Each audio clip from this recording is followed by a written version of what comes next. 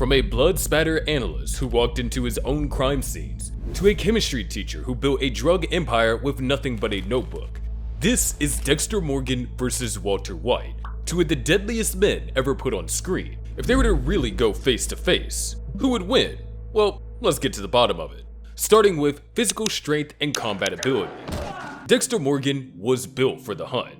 His body, his training, even his calm demeanor, all of it worked like a well-oiled machine. From the moment Harry started shaping him into something useful, Dexter started learning how to take people down without ever breaking a sweat, and he only got better with time. In college, he read books on forensics and blood patterns for his brain, and for the skill, he studied jiu-jitsu. While other kids were nursing hangovers, Dexter was practicing chokeholds. By the time he was wearing that Miami Metro badge, he already knew how to kill someone 3 different ways before breakfast. And the ritual is intoxicating. When Dokes, a literal human weapon with Special Forces credentials, came at him, Dexter didn't even flinch. He trapped Dokes in a rear naked choke so tight there was no escaping it. And that wasn't even his most impressive moment. Look at his fight with Ray Speltzer, the juicehead psycho who made murder mazes for fun. Speltzer made Dexter bleed in round 1, but Dexter came back, studied him, and predicted his every move, and took him out with the precision of a machine. Even when emotionally off balance, like when Brian Moser lunged at him with a knife, Dexter still managed to protect Deborah and throw hands. There wasn't luck involved anywhere here, it was all his skill and instinct at play. Walter White, on the other hand, the man could barely win a slap fight with Jesse Pinkman. His first murder, Crazy 8, was the definition of desperate. Walt stood in that basement for days trying to talk himself into it, and when he finally did it, it took a rusty old bike lock and several minutes of gasping. It was brutal, it was sloppy, and it shook him to his core. From there, Walt made one thing clear. He wasn't going to win any fights with his fist. He survived on fear, not force. When he confronted Tuco Salamanca, he didn't throw a punch, nothing that would put him in physical danger. He brought explosives to do the work for him. When Mike decked him in the face, he just stood there, humiliated. And during the knife fight in Ozymandias, his own son put him on the floor in seconds. As Heisenberg rose, Walt stopped pretending. He handed violence off to people like Mike and Todd. When someone needed to die, Walt used poison, not muscle. He ran people over with his car. He booby-trapped a retirement home. He could destroy you, but only from a distance. Dexter never needed backup. He studied you, stalked you, took you down by hand, and cleaned up like you never existed. Walt needed layers of people to insulate him from danger, and when those layers fell apart, so did he. If these two ever crossed paths, Walt wouldn't even hear Dexter coming. He'd wake up strapped to a table, staring at a man who has already memorized every inch of his life. While Walt's mouth moved a mile a minute trying to buy time, Dexter would be holding a blood slide to the light. I honestly think that this one isn't even a debate. Dexter was a human scalpel. Walt was a guy with good ideas and shaky knees, and they wouldn't stand a chance against Dexter Morgan. But this isn't just about who can throw a punch. Intelligence is what keeps you alive in this game. So let's see who really had the sharper mind. Dexter Morgan and Walter White were both geniuses. No one can deny that. But not of the same kind. Walt was the scientist. Dexter was the surgeon. One built empires out of equations, the other built murder scenes so clean they doubled as crime scenes he could walk through without blinking. Dexter's intelligence was brutally efficient. He didn't care about awards or publishing papers. His mind was a weapon, fine-tuned for one thing: getting away with murder. He crushed medical school, then turned that knowledge into a career as Miami Metro's blood spatter expert. In Seeing Red, he stepped into a blood-drenched hotel room and mentally rewound every spray and splatter like he had a remote control. Within seconds, he rebuilt the entire murder in his head. Nobody else in that room even knew where to start, but his intelligence went beyond being a lab nerd. Dexter could spoof police servers, delete digital trails, and hack security systems without ever being caught. He avoided detection time and time again while surrounded by cops, and played them without any of them finding out what was really going on. When LaGuerta started suspecting him as the Bay Harbor Butcher, Dexter played chess while she played checkers. He planted fake evidence, fed her false leads, and made her look delusional to her own department. Walt was different. He wasn't exactly dodging cops. He was building a meth empire from scratch. The man was a literal Nobel Prize contributor. His meth was chemical perfection, so much so that even DEA agents couldn't replicate it. That level of mastery? came from a brain that ran constant calculations, whether it was mixing up fulminated mercury to blow up Tuco's office or turning a car battery into a power source in the desert. Walt's solutions were improvised genius. He thought fast too. When it came time to destroy Gus's laptop, Walt figured out how to weaponize an industrial magnet using only what he could fit in a rental truck. When most people would panic, Walt started running equations in his head. He wasn't Googling this stuff. He didn't need to. He already knew the answers. But here's where things get a little bit more complicated. Dexter's mind kept him safe. Walt's mind kept getting him deeper into danger. Dexter stayed methodical, precise. His intelligence helped him walk into a crime scene, make himself invisible, and leave with no one suspecting a thing. Walt's intelligence inflated his ego. He made mistakes, leaving leaves of grass out in his bathroom. That's not genius. That's clearly just pride getting sloppy. I have spent my whole life scared, frightened of things that could happen, might not happen. 50 years I spent like that. If it's a science fair, Walt wins. No contest. The man cooked better meth in an RV than most professionals could in a DEA lab. But if the game is survival, hiding in plain sight, killing people and making it look like nobody died at all, that's where Dexter destroys him. Walt needed bodyguards. All Dexter needed was gloves. So what happens if Walt tries to outsmart Dexter? Could he build a master plan in time to escape that table? Or would Dexter's calm, calculated brain cut through the noise and leave Heisenberg with a blood slide and an empty seat at breakfast? Let me know what you think about this one in the comments below. If you're enjoying this face-off so far, hit that subscribe button too. Now, knowing is one thing, planning is another. So what happens when the stakes get higher and the walls start closing in? Dexter Morgan was always being watched by colleagues, detectives, even his own sister. Yet he managed a double life in the middle of a homicide department for over 20 years without ever being exposed. That kind of longevity came from structure, not chance. His position at Miami Metro gave him access to active investigations, criminal records, and department chatter. He used that information to stay ahead of anyone who might pose a threat. When Sergeant Dokes began tailing him in Season 2, Dexter didn't rush to react. He observed, waited, and slowly built a case against Dokes, planting evidence and redirecting suspicion until the entire department believed the wrong man was the Bay Harbor Butcher. When LaGuerta started piecing things together, Dexter let her dig. He fed her information that made her look unstable, even biased. She lost credibility with her colleagues before Dexter stepped in and ended it permanently. The fallout didn't touch him. Walter White's approach looked different from the start. He stumbled through his first few moves, an RV in the desert, scattered product, unreliable partners, but once he became Heisenberg, his planning sharpened fast. He took out Gus Fring by using Hector Salamanca's hatred, manipulating their shared history, and setting up the exact conditions for an explosion. Literally. Later, Walt organized 10 murders across 3 prisons in less than 2 minutes. His ability to control timing, communication, and fallout reached a level of sophistication most criminals could never dream of. The scale of his plans kept growing, but the weak point was always the same: his ego. The Gale situation proved that. Walt made Jesse pull the trigger, then turned around and couldn't stop himself from defending Gale's intelligence in front of Hank. That moment reopened the investigation. Walt's need to be seen as the smartest man in the room put the entire operation back in jeopardy. Dexter handled his exits like how he handled everything else, with discipline. He faked his death and resurfaced as Jim Lindsay in Iron Lake, and lived off the grid for almost a decade. New name, new habits, no suspicion. Walt tried something similar in New Hampshire. The setup was secure, but he couldn't handle the silence.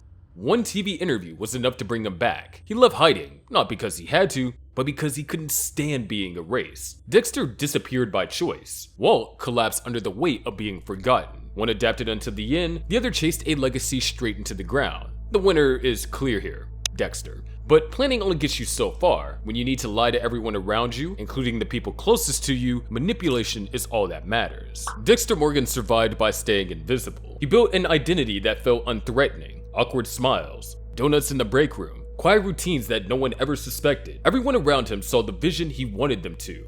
That was the point. Even Deborah, who spent her career catching liars, didn't realize who she was living with until she saw it for herself. When Rita grew suspicious, Dexter didn't panic. He offered her a new story, told her he was a recovering heroin addict, attended meetings, shared emotional confessions, and she believed him, and that belief gave him more time. That's when Lila entered the picture. She thought that they were the same, Dexter let her hold on to that idea until he didn't need her anymore. Then he staged the final chapter. One last meetup in Paris, one last lie, and she never came home.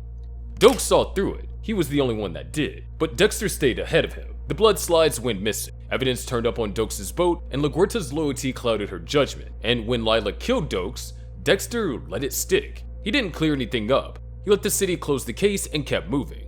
Walter White started in a very different place. He wasn't controlling anyone early on. He was boxed in at sickness and the life that he never got to live. But the deeper he went, the more he learned how to shape the people around him, not with force, through control of information. Jesse got played more than anyone. At first, Walt leaned on guilt and second chances. Later, he poisoned Brock just enough to scare Jesse and push him towards a conclusion Walt had already decided. He never had to give an order. He just rearranged the pieces until Jesse landed where Walt wanted him to. Skyler saw it too. The "I am the one who knocks" moment flipped everything. Walt didn't need to yell. He just changed the dynamics. And when the police were listening in Ozymandias, he turned a phone call into a legal installation for her. Every word served two purposes. Out loud, he sounded like a threat.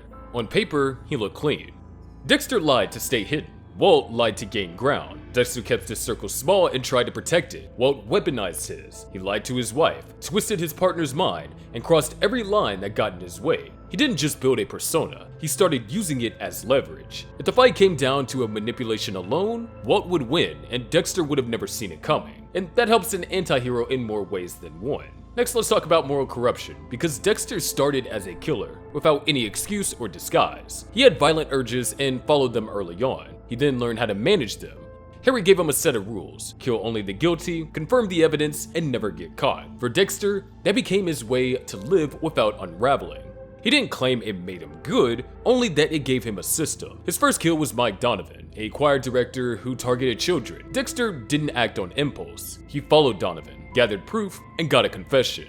That became the process. Arthur Mitchell, Jordan Chase, Ray Speltzer, all of them fit the pattern. Sometimes, though, he did get it wrong. Jonathan Farrow was innocent, and Dexter realized it too late.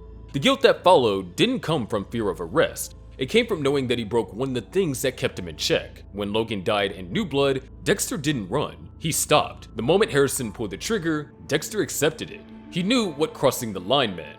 I can't kill this man. Walter White started from a different place. He was a teacher, a husband, and dying of cancer. At first, he talked about providing for his family, but that reason faded quickly. As time passed, the choices became more extreme. Jane, the prisoners, Brock, the actions escalated, and Walt adjusted his reasoning each time. It was always for Jesse or for the family, but the real reason showed up in the end. He told Skyler, I did it for me. I liked it. Dexter knew what he was from the beginning. That awareness kept him steady. Walt didn't face his truth until it had already cost everything. His pride pushed him forward long after the need was gone. Dexter followed a code and broke when he stepped outside of it.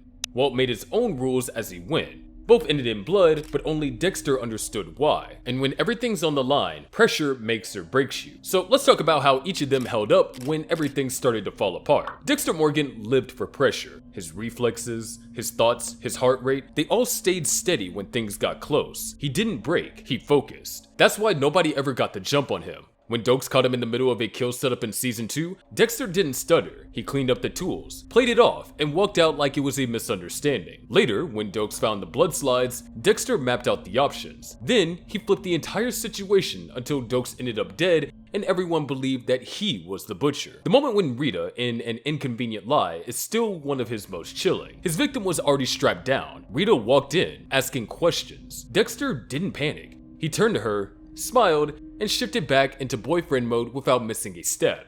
She never saw what was right in front of her. When LaGuerta reopened the Bay Harbor case, Dexter stayed ahead of her every move. She had a timeline, she had a motive, she even had partial evidence, and Dexter dismantled all of it while continuing to show up for work like nothing was wrong. He kept up appearances with Harrison. He played the part, and when it was time to make sure she didn't come back from it, he made the call, quietly, precisely, and without emotion. Walter White took longer to adjust. Early on, the pressure got to him fast. He lied poorly. He got caught off guard. When Skylar asked simple questions, he went through excuses. When Hank started asking about lab supplies, Walt came off like someone making up things on the spot. Even the Tuco standoff, his big breakout moment, was only possible because Walt was terrified enough to throw explosives. He got sharper though. By the time Gus tried to push him out, Walt knew what he had to do. He put a bullet in Gale's head and tied Jesse to him permanently. When Jesse turned on him, Walt didn't beg. He found muscle, hired neo-Nazis, gave orders, and when Hank finally figured it all out, Walt didn't retreat. He just said, tread lightly. His phone call in Ozymandias was the best move he ever made. Skylar was being recorded, and Walt made it sound like he was threatening her. In reality, he was building her a legal out. That wasn't panic, that was strategy. Every word had a reason. Dexter always managed outcomes. He left no room for error. Walt learned how to act composed, but he slipped when it counted. The Gale situation reopened the case. His ego exposed the cracks. Dexter buried threats and Walt let them breathe until they burned the whole thing down. He clearly wins once again.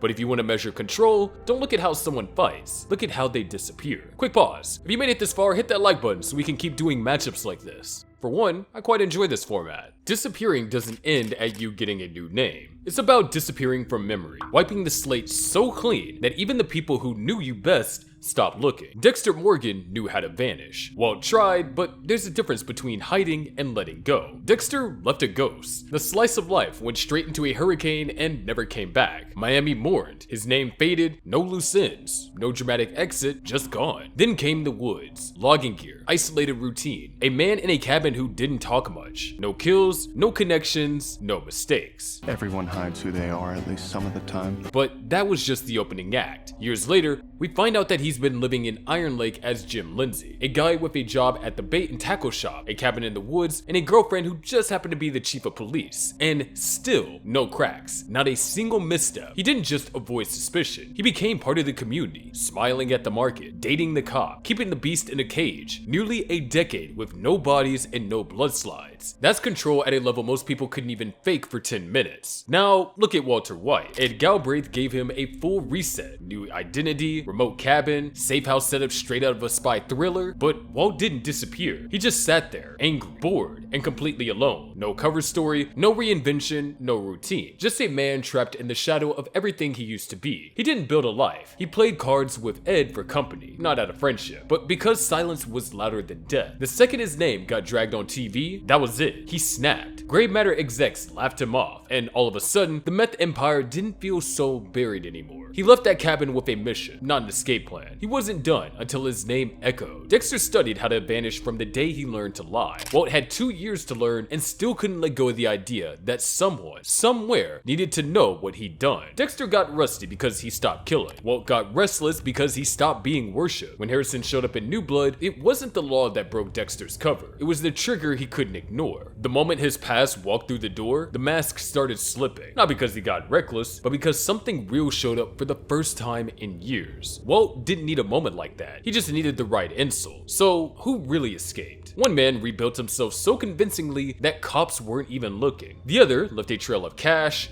a machine gun, and a body count that made sure no one ever forgot him. Only one of them got what they were really chasing, and it wasn't Walter White. Still, none of it matters if you leave destruction behind. So let's see what happens to the people who trusted them the most. Because Dexter Morgan didn't blend in by accident. He engineered it. The awkward smile, the dry jokes, the guy who brought donuts to the lab. None of that was real. It was camouflage, designed, practiced, and reinforced every day. People didn't just overlook him. They felt comfortable around him. Even Deborah, who spent her career chasing killers, never caught on until it was too late. Dokes caught a whiff, and that was it. One guy. And even then, Dexter didn't flinch. He joined a bowling league, added hobbies, gave people reasons to think he was just weird, not dangerous. That's how far he was willing to go to maintain the mask. And it worked. Batista called him family. Masuka thought he was harmless, and LaGuerta trusted him. In That Night, A Forest Grew, Dexter stood over a body he had cut up himself and broke down the scene like a professional. No tension, no slip, he wasn't acting. He had compartmentalized it so deeply that even he believed the version of himself holding the clipboard. Walter White didn't have that kind of performance in him. In the beginning, there wasn't even an actual mask, just a man trying to feel less powerless. He stepped into the drug world, but he didn't come in with a plan. His stories didn't hold. Skylar caught the lies fast. Jesse started getting questioned. Hank noticed changes in his behavior. Walt said he had a gambling problem, said he was going to see his mother, but none of it stuck. What the hell is wrong with you?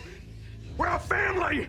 He made things worse by needing to be recognized. When Hank talked about Gail, Walt couldn't resist jumping in. He didn't hide the signed book. He left it somewhere it could be found. He didn't want to disappear, he wanted credit. Dexter was built to hide, and Walt could only pretend for so long. Dexter never cracked under pressure because he was living behind that mask since childhood. He didn't wear it for glory, he wore it to survive. Walt didn't want to survive quietly. He wanted a legacy, and once Heisenberg became part of his identity, the lies couldn't hold anymore. By the time Dexter stopped, it was on his terms. He dismantled the disguise himself. Walt didn't get that choice. His cover blew wide open. Skylar knew, Hank knew, Jesse knew. The illusion didn't fade, it exploded. Dexter walked past cops while standing in his own crime scenes. Walt got made by his own family before the third year was up. One maintained the lies so well the truth barely had a chance, and the other got caught by his reflection. But all of that went beyond just family. No one saw them coming. So how did it all end? Not with a bang, but with choices that sealed their fate. Dexter Morgan never actually got caught. He came undone because someone he loved finally saw what he really was. When Deborah walked in on him killing Travis Marshall, everything shifted. He had spent years keeping the mask in place, believing that he could live two separate worlds. But once Deborah knew, the split started bleeding together. She didn't turn him in, but their connection cracked. From that point on, Dexter was holding on to the one person who saw both versions of him. Then Deborah was shot. She survived the bullet, but not the stroke that followed. The doctors gave no hope, and Dexter made the call. Not for strategy, not to preserve a secret, just out of heartbreak, pure and simple. It was the first time that he ended a life without the ritual. He wasn't following the code. He was saying goodbye, and it broke something inside him. He disappeared into the storm, drove the slice of life straight into the ocean, and let the world believe he was gone. In New Blood, he came back under a new name, Jim Lindsay. Small town routine, clean days, quiet nights, no blood, no kills. Almost 10 years of control. Then Harrison showed up and something shifted. The old rhythm came back. The dark passenger woke up, and it moved fast. And when Dexter killed Logan, a cop with no criminal record, he knew it was over. He knew that he had crossed the line. So he made the final decision. Let Harrison pull the trigger, not to escape, to end the cycle. Harrison didn't need a teacher. He needed a way out, and Dexter gave it to him. Walter White's ending came from a different direction. He didn't come apart. He kept pushing. He didn't confess to anything. He got found out. And even when he fled to New Hampshire, Walt just couldn't sit still. God, you think I want to run? This is the last thing I want. He had a safe house, a new identity, but when he saw his old business partners dismiss his contributions on live TV, that was enough. He left. He had no plan to start fresh. He needed to make noise on the way out. His last day was staged to the minute. He visits Skylar, gave her coordinates to Hank's graves, and made sure that she had a way forward. He slipped ricin into Lydia's drink, rigged a machine gun in the truck, freed Jesse, wiped out Jack's crew, and collapsed in the lab, bleeding out in the place he loved the most. Dexter ended things when he realized what he had become. Walt ended things on his own terms because he believed no one else could. Dexter spent his last breath trying to stop his damage from spreading. Walt used it to tie up loose ends and leave behind the version of himself he wanted remembered. When Skylar asked why, he didn't lie. I did it for me. I liked it. Dexter carried guilt until the very end. Walt carried pride, but for both, it led to their downfall. Two legends, two different exits, and you've seen every angle. Now it's your turn. Drop your verdict below. Who truly won? Let us know in the comments below. And if you enjoyed the video, make sure to subscribe with notifications turned on, and I'll see you in the next one, where we break down the 7 sinful versus 7 heavenly Breaking Bad characters.